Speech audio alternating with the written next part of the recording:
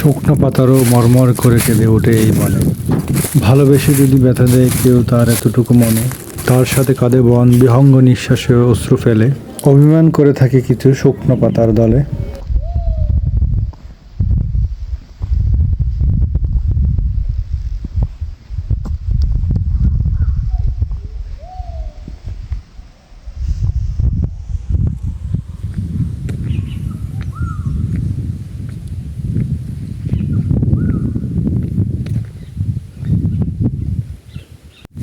চারদিকে সবুজের হাতছানি, যেদিকে তাকায় সবুজ আর সবুজ।